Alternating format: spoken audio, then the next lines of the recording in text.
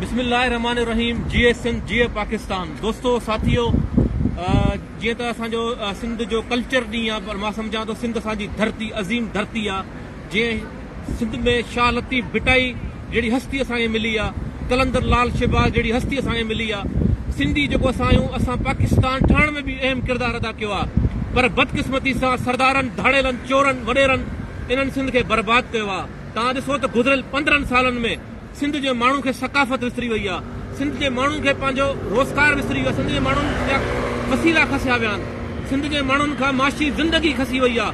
उन्हनि में सरदारनि जो, वॾेरनि जो, चोर इन्हनि MP जो किरदारु आहे। पर मां सम्झां थो सिंध जेका अज़ीम धरती आहे, जेका पंहिंजे कल्चर सां जे हवाले सां सॼी दुनिया में मशहूरु आहे, पर अॼु तव्हां ॾिसो त इन्हनि सिंध जे हुकुमराननि, राष्ट्रीय हुकुमराननि समूरी जेको सिंध जे अवाम खे, सिंध जे माण्हू खे, सिंध जे हर रंग नसल वारे रहण वारे माण्हू खे तमामु घणे परेशान कयो आहे। चोरियूं, धाड़ेल, फुरूं, लुट मार ऐं इहे वॾेरा जेके पंहिंजो कानून नाफ़िज़ करे सिंध जे माण्हुनि खे जेके धिका पिया ॾियनि, सिंध जे माण्हू अॼु मजबूर आहिनि। तव्हां ॾिसो सिंध जो स्टूडेंट, तव्हां ॾिसो सिंध जूं पढ़ियल लिखियल ॼाणियूं जेके तालीम जे लाइ परेशान आहिनि, तालीम पढ़नि थियूं त उन्हनि खे मेरिट कोन्हे। जेकर नौजवान पढ़नि था, उनजा वालिदैन पढ़ाइनि था, त उन्हनि खे उनजे बदिले में मेरिट किथे बि का नज़र कोन थी अचे। असां हिन सॼी मज़म्मत कयूं था। अॼु असां स्पेन में बि पंहिंजे हिन सिंध सकाफ़ती जे लिबास सां आहियूं ऐं इनशाअल्लाह पंहिंजी जिथे बि दुनिया में हूंदासीं, पंहिंजे लिबास, पंहिंजे कल्चर खे कॾहिं बि कोन विसारींदासीं। सिंध धरती सां, पंहिंजे मुल्क सां, पंहिंजे पाकिस्तान सां, पंहिंजे पाकिस्तान धरती सां एतिरा सचा आहियूं जेतिरा असां हिन मुल्क में रहूं था। जेतिरो असां हिन मुल्क जे कानून जो एतिराम कयूं था, एतिरो पाकिस्तान जो, पंहिंजी सिंध अमड़ धरती जो बि एतिराम कयूं था। पर बदकिस्मती सां तव्हां ॾिसो त असां सिंधियुनि सां जेको ज़ुल्म कयो अमन जे नाले ते, ही मुल्क बि आहिनि। तव्हां ॾिसो किथे कंहिंजे चेहरे ते तव्हां ॾिसो का मायूसी आहे, कंहिंजे चेहरे ते का मायूसी तव्हांखे नज़र अचे पई। हर माण्हू ख़ुशि आहे, अमन आहे, प्रोटेक्शन आहे, को हिननि खे कंहिं शइ जो डपु न आहे। पर बदकिस्मती सां असांजे मुल्क में अहिड़ो माहौल ॾिनो वियो आहे जो असां सिंधी न महफ़ूज़ आहियूं, न बलोच महफ़ूज़ आहियूं, न पख़्तून महफ़ूज़ आहियूं, न को केरु बि कहिड़ो माण्हू महफ़ूज़ कोन्हे, न बच्चा महफ़ूज़ आहिनि। तो असां पंहिंजे इदारनि खे बि चवंदासीं त घटि में घटि आप कम से कम हम लोगों को रिलीफ दे, तहफ़ुज़ दे। सबसे बड़ा काम तहफ़ुज़ होता है। ये देखें जिस तरह दुनिया के ये मुल्क है, ये आपको मिसाल दे रहे हैं। आज अगर ये मुल्क अच्छे हैं, इन मुल्कों में इंसाफ है, तभी मिसाल दे रहे हैं इस मुल्कों की। आप बड़े लोग भी यहाँ पर जब अपनी चीज़ों से रिटायर्ड होते हैं तो इन्हीं मुल्कों की तरफ आते हैं, इन्हीं मुल्कों में आप रहते हैं। जब भी आप रिटायर होते हैं, बड़े बड़े अफसरान साहिबान, जज साहिबान तो इसी मुल्कों में चले आते हैं। क्यों? कि यहाँ उनको पता होता है कि यहाँ इंसाफ है, यहाँ रहने के लिए लैंडलॉर्ड लोगों का। लेकिन इसी तरह आप अपने मुल्क के लोगों की भी खिदमत करें। तो इसी हम घूमेंगे अपने लिबास में, और ये स्पेन का एक बार्सिलोना का बड़ा प्यारा ये इलाका है, कतूलिया कहते हैं। ये आप दोस्तों को भी घुमाएंगे अपने लिबास में। असां पंहिंजे लिबास में हूंदासीं, जिथे भी हूंदासीं, सिर्फ़ु धरती जी वफ़ा ऐं मोहबत असांजी जेका हूंदी उहा हमेशह क़ाइमु दाइमु रहंदी। त जेको तव्हांखे ॾेखारींदासीं हिन पासे जेको अॻिते ॿिया बि मंज़र आहिनि। ॾिसो कीअं माण्हू घुमनि पिया दुनिया जा, छो त हिननि खे न को के सरदार जो भउ आहे, न को हिननि जा कानून हिननि सां इंसाफ़ कनि था, हिननि जा कानून हिननि जी बालादस्ती लाइ कमु कनि था, हिननि जा कानून हिनखे तहफ़ुज़ ॾियनि था, हिननि जा कानून हिननि जी माशी सूरत हाल ते कमु कनि था, हिननि खे माशी सूरत हालुनि मां गुज़रणो कोन थो पए, हिननि खे तकलीफ़ूं कोन थियूं ॾिसणियूं पवनि। तो मां तव्हांखे अॻिते बि ॾेखारींदुसि हिकिड़ो घुमण जो पॉइंट आहे। त ॾिसो हिते हाणे हीअ रोड, हिते दुनिया जो तव्हांखे माण्हू मिलंदो, दुनिया जो माण्हू घुमण वारो मिलंदो। तो हिते तव्हां ॾिसो त दुनिया जो समूरनि मुल्कनि जा माण्हू हिते घुमण फिरण आया आहिनि, जेके घुमनि पिया। त हीअ जेको बार्सिलोना स्पेन आहे ऐं ॾाढो ख़ूबसूरत पॉइंट आहे। अॼु मौसम बि ॾाढो सुहिणो आहे। यकीन मञो जंहिंमहिल सिंध जा अचां थो त समूरो पाकिस्तान यादि त अचे ई अचे थो, पर जंहिंमहिल सिंध जी ॻाल्हि था कयूं त मुंहिंजो दिलि रोए थो। छो त असां सिंध धरती जा आहियूं, पंहिंजी धरती यादि ईंदी आहे, मां यादि ईंदी आहे। सो असां पंहिंजी माउ खे हिते यादि कयूं पिया, धरती आहे।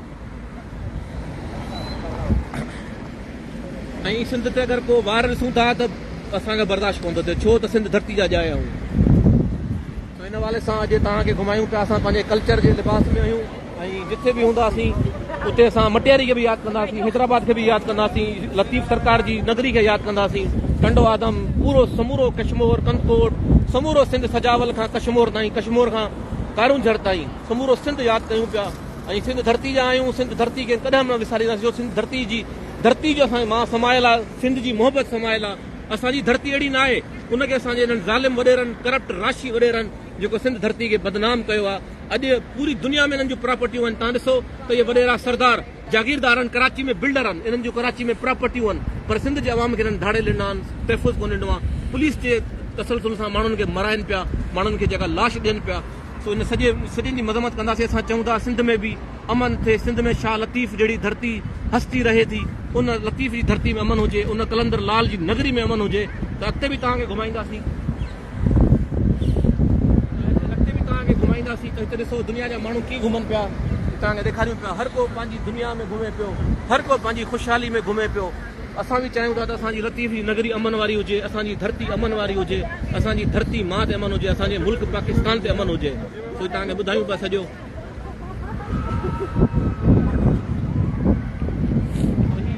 दुनिया जो तमामु ख़ूबसूरत बणियल ही जेको मुल्क स्पेन आहे, ऐं स्पेन जो ही जेको बार्सिलोना आहे तमामु ख़ूबसूरत आहे। पूरी दुनिया जो तव्हांखे टूरिस्ट मिलंदो, तव्हांखे कैमरा में ॾेखारींदो हले त पूरी दुनिया जो तव्हांखे टूरिस्ट मिलंदो, पूरी दुनिया जो माण्हू तव्हांखे हिते मिलंदो। हिन पासे ॾिसो, हर चेहरे ते रौनक आहे, हर कंहिं बि चेहरे ते मायूसी कोन्हे, कंहिं बि चेहरे खे इहा ख़बर कोन्हे त भाउ मूंखे 15,000 बेनिफिट खां सपोर्ट जा मिलंदा, मुंहिंजो मुस्तक़बिल इहो आहे। तव्हांखे जिथे बि ॾेखारियूं सो हिते जेका समूरो तव्हांखे सिस्टम ॾेखारियूं पिया त ॾिसो कीअं बि दुनिया हिते इंजॉय करे, ऐं दुनिया जे मुल्कनि जा माण्हू हिते घुमनि पिया। ही टूरिस्ट बसूं आहिनि बार्सिलोना जूं, जेके पूरे पाकिस्तान मतिलबु हिन में बार्सिलोना में हलनि थियूं ऐं माण्हुनि खे घुमाइनि था मुख़्तलिफ़ पॉइंट। सो अॼु समूरी लतीफ़ जी नगरी जे ॾिसण वारनि खे असां मुंहिंजे तरफ़ां हक़ मौजूद याली मदद नमस्ते। समूरी लतीफ़ जी नगरी जे माण्हुनि खे सलाम, दादू वारनि खे, लाड़काणे वारनि खे, कश्मीर वारनि खे, जेकमाबाद वारनि खे। बाबा दुनिया जे कंहिं बि पॉइंट ते हूंदासीं, किथे बि हूंदासीं, पंहिंजी धरती खे न विसारींदासीं। धरती मां आहे, उन मां जी सकाफ़त कल्चर असां पूरी दुनिया में मल्हाईंदासीं। सो दोस्तो, ही तव्हांखे मौसम बि ॾेखारियूं पिया, मौसम सां गॾु ख़ुशि मिज़ाज चेहरा, चेहरनि ते रौनक, ऐं चेहरनि ते अजीब रौनक ॾिसो पिया। हर माण्हू घुमे पियो, कंहिंखे इहो डपु कोन्हे भाउ मुंहिंजो को मोबाइल फुरींदो या मूंखे को अहिड़ो भउ आहे। हर माण्हू ॾिसो त तव्हांखे उनजे चेहरे ते रौनक नज़र ईंदी, ऐं माण्हू घुमनि पिया। दुनिया जा पुरअमन मुल्क जंहिंमें तव्हां ॾिसो त केतिरो पुरअमन आहे ऐं केॾो अमन आहे। सो असां हमेशह पंहिंजी हितां स्पेन में अची बि पंहिंजी धरती लाइ इन करे कमु कयो आहे त असां चयो पंहिंजे नौजवाननि खे शऊर ॾियूं त बाबा तव्हांजो वोट आहे, तव्हांजी का हैसियत आहे, तव्हां ईअं न आहियो निधड़का न आहियो, सिंध जो माण्हू निधड़को न आहे। सो असां इन लाइ वेंदा आहियूं, असांजो मक़सदु इहो ई आहे त असां पंहिंजे दोस्तनि खे सुझाग कयूं। लीडर अवांखे उते बि मिली वेंदा, सस्ती शोहरत वारा, असांखे सस्ती शोहरत खपे ई कोन थी। सो हिन महिल तव्हांखे ही दुनिया जो ख़ूबसूरत पॉइंट आहे कतलूनिया बार्सिलोना स्पेन में, जेको तव्हांखे ॾेखारियूं पिया। तमामु ख़ूबसूरत पॉइंट आहे जिथे असां घुमूं पिया ऐं तव्हांखे ॾेखारियूं पिया। सो हिन महिल तव्हांखे हिन जा ख़ूबसूरत नज़ारा ॾेखारियूं पिया। मुंहिंजो मक़सदु बि इहो ई हूंदो आहे पंहिंजो कमकार करे पंहिंजे सिंध जे माण्हुनि सां लाइ हुजां ऐं हुननि सां बि पंहिंजा वीचार वंडियूं। सो इन लाइ ईंदा आहियूं त तव्हांखे बि दुनिया जा मुल्क ॾेखारींदा आहियूं, ऐं दुनिया जे ही जेकी ख़ुशि मिज़ाजी दुनिया जा चेहरा जेके मुर्कनि पिया हिते, उहे तव्हांखे ॾेखारियूं पिया। सो समूरे सिंध वासियुनि खे कराची खां कश्मीर ताईं, कश्मीर खां कारूंझर ताईं, केटी बंदर ताईं, जेके बि सिंध जा दोस्त असांखे ॿुधनि था, ॾिसनि था, उन्हनि खे हक़ मौजूद नमस्ते, याली मदद, जीए सिंध ऐं सिंध सलामत। सिंध धरती लाइ असां हमेशह आवाज़ बुलंद कंदा रहंदासीं, छो त सरदारनि मीरनि पीरनि असांजे निज़ाम खे तमामु खोखलो करे छॾियो आहे, सिंध जे माण्हू खे मफ़लूज करे छॾियो आहे। सिंध जे माण्हू खां पंहिंजी सकाफ़त विसरी वई आहे। हू पंहिंजे बचे खे जेको आहे 2 वक़्त जी मानी ॾे या सकाफ़त ॾे, छो त दुनिया में ॾिसो हर को पंहिंजो ही माण्हू बि पंहिंजी सकाफ़त मल्हाइनि था, ही स्पेन जा माण्हू बि पंहिंजी सकाफ़तूं मल्हाइनि था। हिते बि सकाफ़त जी हिननि खे ख़बर आहे, पर असांजे माण्हुनि खे एतिरो माशी सूरत हाल में फसायो वियो आहे त असांखे सकाफ़त विसरी वई आहे, छो त माशी सूरत हाल सिंध जे माण्हू जी तबाह थी वई आहे, बेरोज़गारी में, बदअमनी में, चोरी में, फुरलुट में।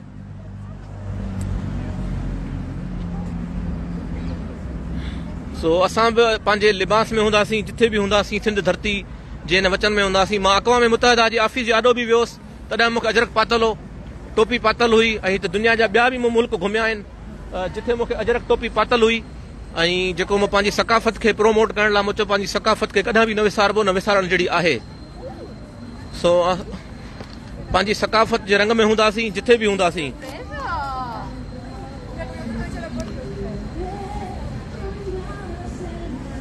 सो ही बि दुनिया जा ॾिसो था मुल्क आहिनि, तव्हांखे ॾेखारियूं बि था त जिथे अमन जी सूरत हाल ॾिसो ऐं माण्हुनि जे चेहरनि ते मुर्कूं ॾिसो। हिननि खे एतिरो ज़िंदगी जो जीअण जो हक़ आहे त ही पंहिंजी ज़िंदगी बि जीअनि था ख़ुशि मिज़ाजी सां, छो त हिननि खे माशी सूरत हाल जूं जेके आहिनि परेशानियूं न आहिनि, हिननि माण्हुनि खे माशी ज़िंदगी जी तंगियूं न आहिनि। सो हिन वक़्तु तव्हांखे ही तमामु स्पेन बार्सिलोना जो जेको ही कतलूनी आहे तमामु ख़ूबसूरत ऐं प्यारो जेको आहे तव्हांखे ॾेखारियूं बि था। सो हिन वक़्तु ही तव्हांखे लाइव मंज़र पिया ॾेखारियूं, तमामु रंगीन दुनिया ॾिसो न, केॾी ख़ामोशी अमन, किथे को पुलिस वारी मोबाइलूं कोन्हनि, किथे माण्हुनि में ख़ौफ़ कोन्हे।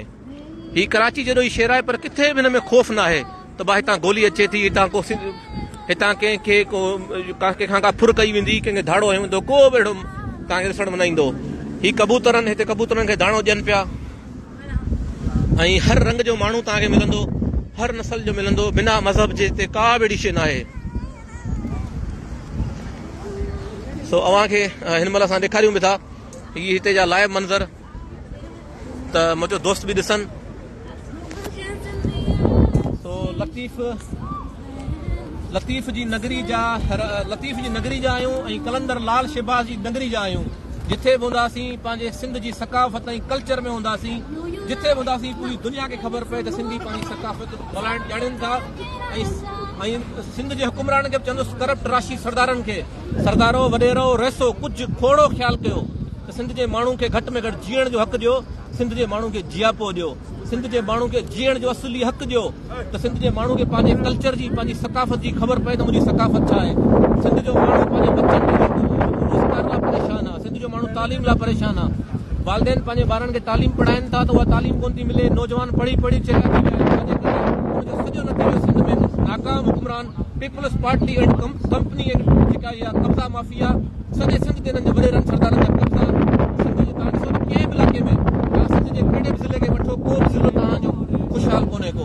सिंध जो माण्हू परेशान आहे रोडनि ते, सवाइ वॾेरे वटि गाॾियूं, वीएट बंगला, ज़मीनूं जाइदाद, पीरनि वटि गाॾियूं, ज़मीनदारनि वटि जागीरूं, पर सिंध जे माण्हू खे हिननि मफ़लूज ठाहियो आहे, ज़मीन ते हेठि वेहण जो हक़ ॾिनो आहे त तव्हां असांजे साम्हूं ज़मीन ते हेठि वियो। सो सिंध जा वारसो घटि में घटि पंहिंजी मालिकी कयो ऐं अहिड़े तरीक़े सां वियो त वॾेरनि खे ख़बर पए त सिंध जो माण्हू हाणे जागे पियो। तमामु सिंध जे लतीफ़ जी नगरी ॾिसण वारनि खे सभिनी खे हक़ मौजूदु। नमस्ते, या अली मदद, GS सिंध।